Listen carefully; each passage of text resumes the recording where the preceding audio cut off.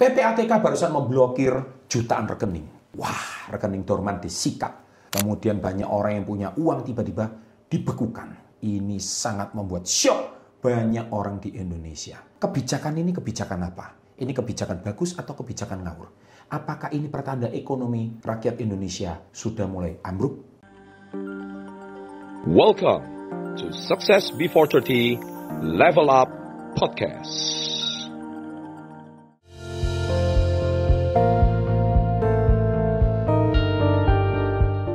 Welcome back to Level Up Podcast. Pada hari ini kita akan ngobrol seperti biasa, tamu saya Bapak Tony Adikaryo.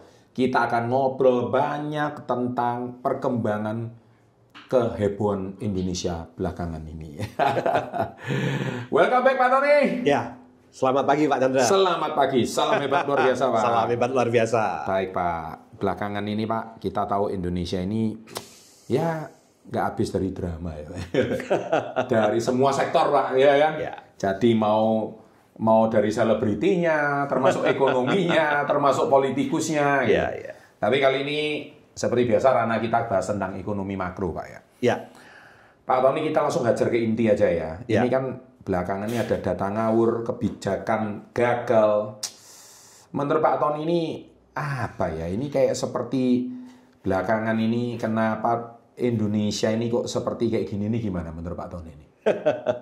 Ya memang akhir-akhir ini ada beberapa data dari BPS yang dipertanyakan. Iya, ya.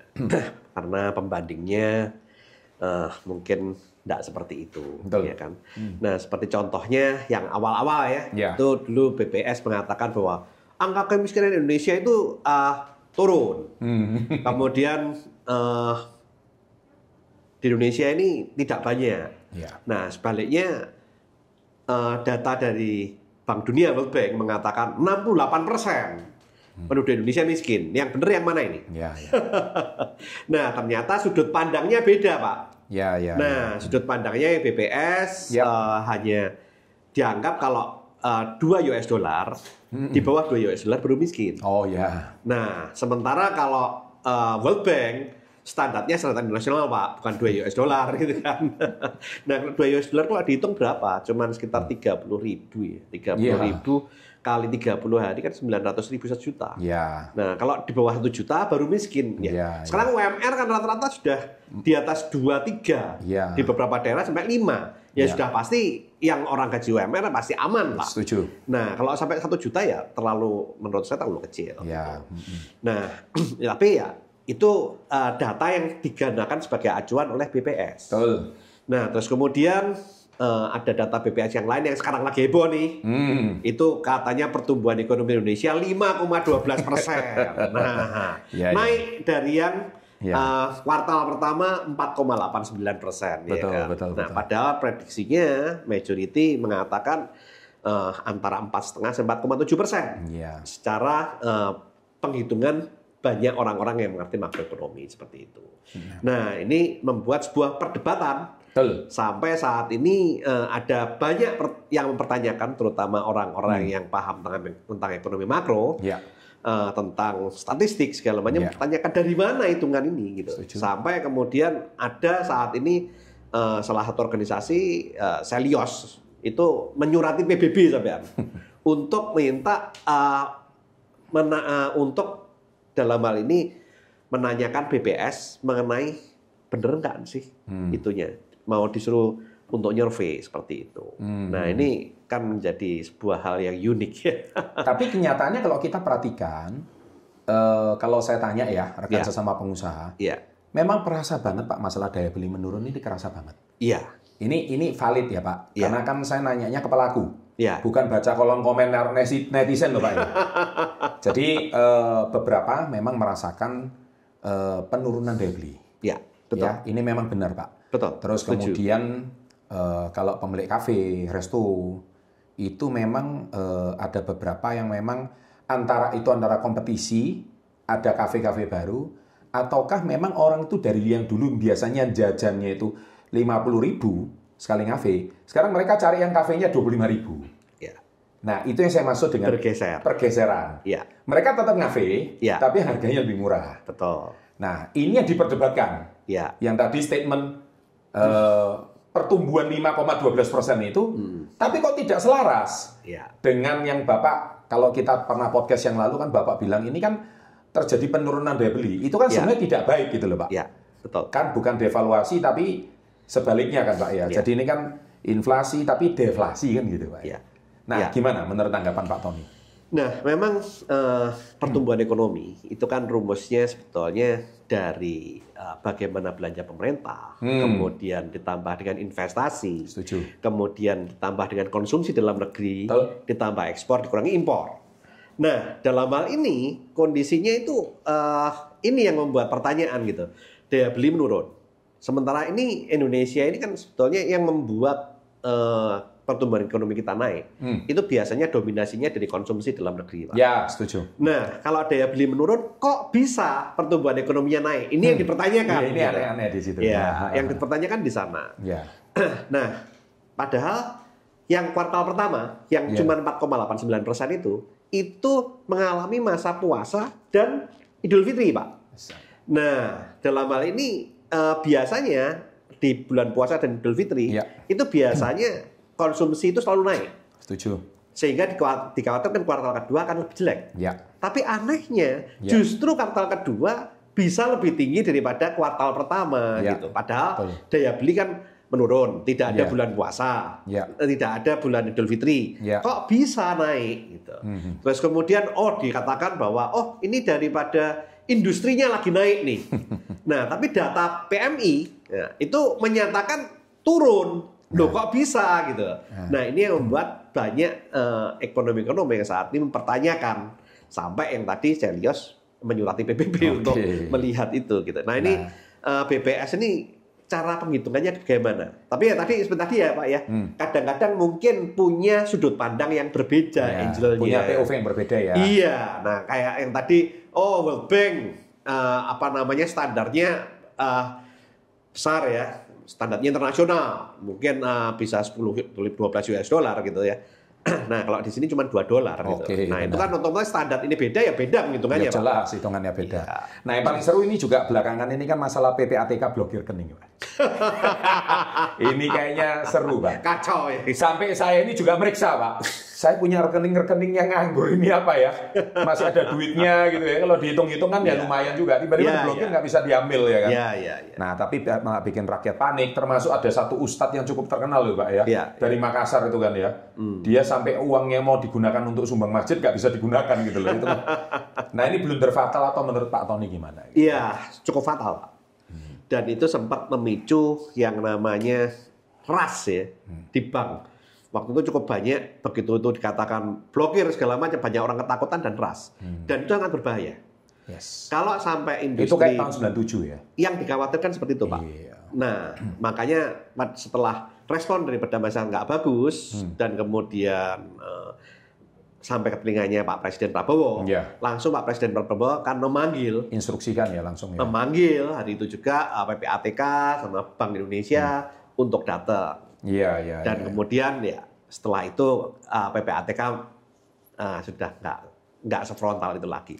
Tapi sebetulnya dormant account itu yang 6 bulan itu sebetulnya bukan saat ini aja gitu loh. Sebetulnya sudah cukup lama rekening yang 6 bulan itu dormant. Nah, cuman kenapa kok dormant? Karena dianggap tidak aktif. Tapi sebetulnya kalau mau ngaktifkan ya tinggal aja 100.000 storin sebetulnya sudah aktif lagi. Cuman di beberapa bank itu yang ngasih biaya dormant. Nah, kalau uangnya misalkan 200.000, kemudian 6 bulan dormant, atau orangnya nggak pernah lihat lagi, 200.000 kena biaya administrasi misalkan 15.000 per bulan kalau dormant, ya habis Pak uangnya. Makanya Pak, sampai ada meme-meme keluar kan ya? Ya, jadi kalau istri tidak dipakai selama 2 tahun langsung milik pemerintah katanya. Ada juga utang yang sudah nggak bayar 6 bulan akan tanggung pemerintah. Itu menarik lah itu. Ini masyarakat ada aja. Ini karena uang yang nggak dipakai 6 bulan, kan mau diambil pemerintah Pak. Nah, kalau utang tidak dibayar 6 bulan harusnya sama dong. Kan hanya beda T aja Pak, uang dan utang. Uang dan utang, iya betul. Nah, di semua kekacauan ini tiba-tiba ada target pertumbuhan 8%.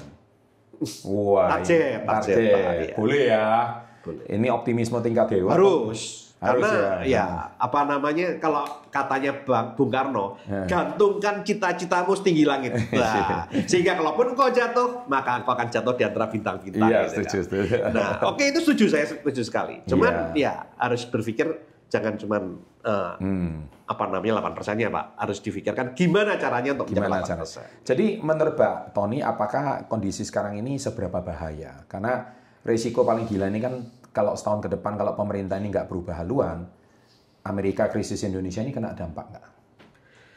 Kalau Amerika krisis itu kalau krisisnya itu tidak langsung shock dalam, itu mungkin menurut saya justru lebih baik, Pak. Kenapa? Betul. Karena saat ini kan banyak uang-uang di seluruh dunia ini, itu semua tersedot ke Amerika. Nah, fund manager itu saat ini menarik dananya dari negara-negara emerging market termasuk Indonesia untuk investasi di Amerika. Kenapa? IHSG-nya Amerika, Pak. Dow Jones, Nasdaq, S&P, itu semuanya all time high, Pak. Nah, sehingga banyak fund manager itu capital outflow dari negara-negara yang istilahnya negara-negara emerging market, negara-negara yang lain itu untuk masuk Amerika. Nah, kalau pada saat Amerika ekonominya shock, kalau tidak terlalu parah, itu akan dana-dana itu akan kembali ke negara-negara yang kemarin outflow, Pak, yang bisa memberikan return yang lebih tinggi. Nah, termasuk Indonesia. Nah, masalahnya di Indonesia saat ini porsi MSCI itu 1,3%. Jadi kita kecepatan 1,3%, lumayan lah, Pak. Lumayan. Daripada nggak sama sekali. Daripada nggak sama sekali. Tapi kalau Indonesia nanti bisa membuat pertumbuhan yang bagus dan banyak orang-orang yang trust, kemudian banyak emiten-emiten Indonesia yang juga menarik untuk dikoleksi dan bisa seperti tahun 2010 sampai 2012, yang waktu itu bisa sampai MSCI Indonesia itu sampai 4-5% loh, Pak. Itu. Nah, jadi kalau misalnya kecepatannya 4-5%, wah itu luar biasa, Pak, indeks kita pasti. Langsung indeks lompat. Langsung US dollar menurun ya. Maksudnya rupiah menguat. Kalau terjadi apa namanya capital pada saat IHSG naik, kan pasti mereka harus menukarkan dari US dollar ke rupiah. Jelas. Otomatis akan membuat rupiah menguat. Dan US dollar akan menurun. Itu cita-cita Pak Prabowo, rupiah menguat ke 5.000. Iya, harapannya seperti itu. Kayak gitu ya. Nah, gini Pak, ini ada gosip nih. Orang-orang kripto bilang, maka oleh sebab itu nggak mau taruh di uang fiat, Pak. Ini capek ini. Buktinya uang fiat dibekukan pemerintah. Mending taruh di rekening kripto aja. Ya, banyak yang saat ini ya lagi tren lah ya. Orang-orang yang suka kripto itu saat ini sedang apa namanya lebih suka melakukan investasi di kripto daripada uang fiat. Dan mereka ya ini gosip-gosip ke sana sini dan akhirnya menular ke banyak orang, Pak. Setuju. Gitu. Gini aja, Pak, mungkin daripada gosipnya ini liar. Dan apalagi ini kan isunya, Pak. Kalau Bitcoin habis naik, altcoin akan menyusul, Pak. Dan biasanya seperti itu, Pak. Siklus 4 tahunan. Siklusnya seperti itu. Nah, daripada kita tidak memanfaatkan momentum ini, mending kita belajar dari ahlinya, Pak. Betul. Betul ya, Pak ya? Betul. Ya, soalnya banyak orang-orang yang saat ini investasi tanpa ngerti sebetulnya apa sih investasi. Nah, ya itu. Nah, mereka ingin investasi di kripto misalkan. Betul. Sebetulnya kripto itu apa sih? Apa namanya? Karena sekarang lagi marak nih kripto, blockchain, apa namanya?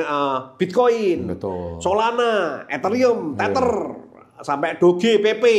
Nah, itu sebetulnya apa gitu loh. Nah, mereka beli hanya berdasarkan rumor. Nah, sama sih dengan kalau kita investasi saham. Kita harus tahu dulu perusahaannya apa. Jadi ibaratnya gini ya, Pak ya. Sama kayak orang itu lihat postingan orang nge-gym, bodinya tiba-tiba six pack. Wah, besok itu dia membuat rumor, Pak. Saya nggak mau nge-gym, nanti ototku gede kayak gitu, jelek katanya. Terus Aderai jawab gitu loh. Lu sangka otot juga mau sama lu katanya. Otot juga milih katanya. Itu ada ilmunya. Hati sama, Pak. Orang bisa badan bagus kayak gitu tuh ada ilmunya. Pasti, Pak. Sama kayak portofolio kan, Pak. Orang bisa sukses di kripto itu ada ilmunya. Betul. Nah, ini masalahnya kita tuh pengen belajar, Pak. Ilmunya ini harus berguru ke siapa? Karena yang aku guru ini kan banyak, Pak, di internet, Pak.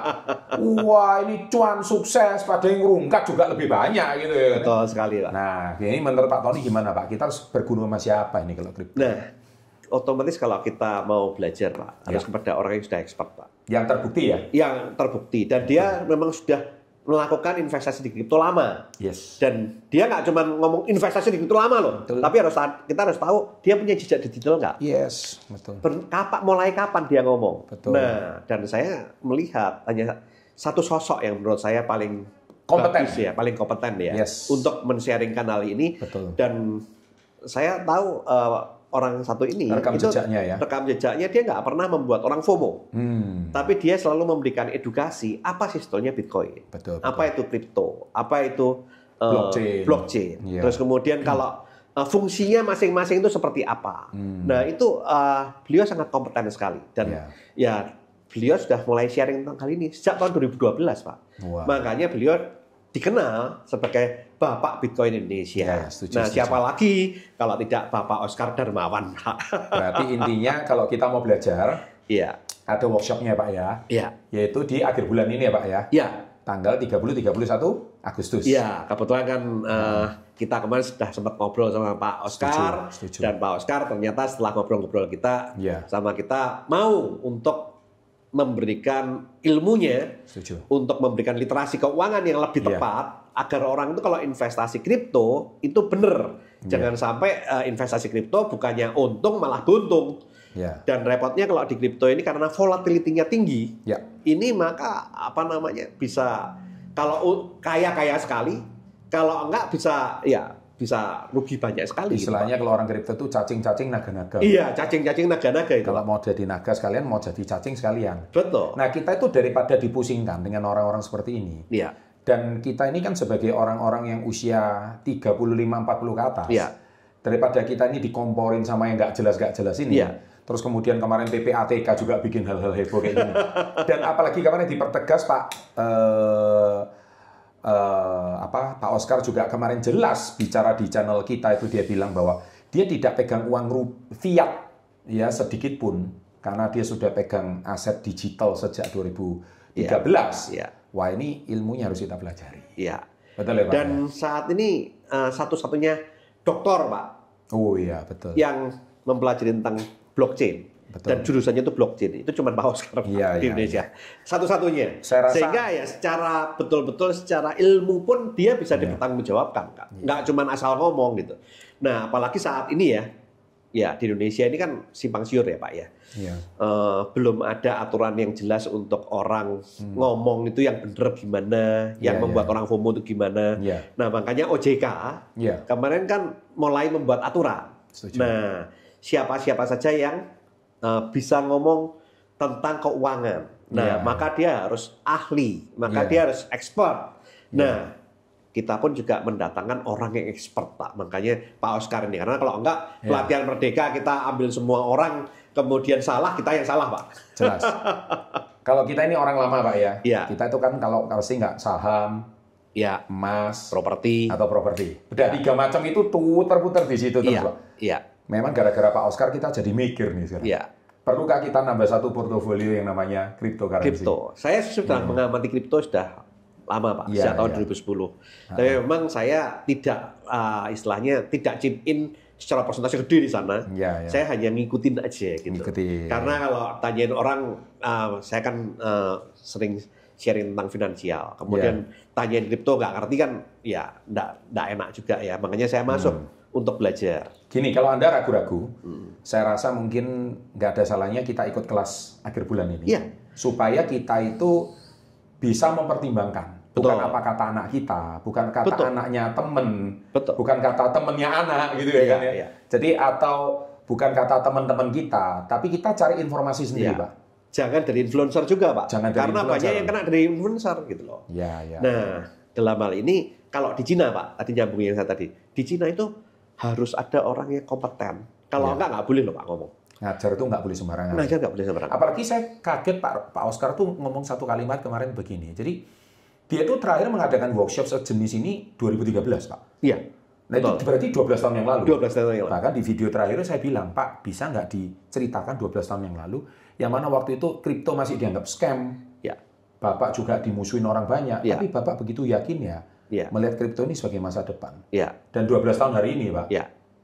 member Indodax sendiri aja udah sampai jutaan gitu. Iya, betul. Saya dengar katanya kemarin lebih dari 5 juta atau berapa. Iya, iya. Kalau correct me if I'm wrong ya, mungkin itu bisa lebih gitu loh. Artinya ini kan dia punya visi yang luar biasa. Sampai kemarin kan saya kulik-kulik gitu. Betul. Pak Oscar, tolong ajarkan kembali dong apa yang Bapak yakini di 2013. Seandainya waktu bisa diputar gitu kan.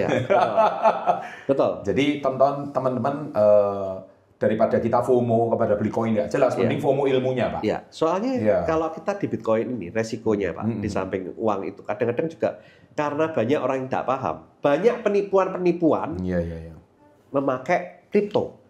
Nah, ini hati-hati. Jadi kita harus tahu mana yang kripto beneran, mana yang penipuan berlandaskan kripto. Terus kemudian hati-hati dengan cara menyimpan kripto, Pak. Kalau kita nggak ngerti cara nyimpennya, itu juga bisa kena hack. Bisa passwordnya lupa, hilang juga, Pak. Nah, ini sesuatu hal pembelajaran buat orang-orang yang awam itu resikonya sangat besar. Makanya lebih baik harus belajar dulu. Gitu. Mungkin bagi orang yang ragu-ragu, tapi pengen berburu ilmunya, saya Chandra Putra Negara dan Pak Tony di channel Success Before 30 hari ini sangat merekomendasikan untuk belajar dari ilmu yang benar. Betul. Supaya kita nggak apa katanya gitu, Pak. Nah, saya rasa mungkin nggak ada salahnya kita investasi di ilmu, Pak. Kalau investasi di ilmu nggak ada ruginya sih, Pak. Betul. Nah, karena itu pasti untuk ke depan akan terpakai oleh kita. Baik, Pak Tony, terima kasih atas kehadirannya hari ini. Sama-sama, Pak. Sharing-sharingnya dan sharing singkat kita ini. Sampai jumpa di workshop pelatihan Merdeka akhir bulan bersama Pak Oscar Darmawan. Link deskripsi ada di bawah.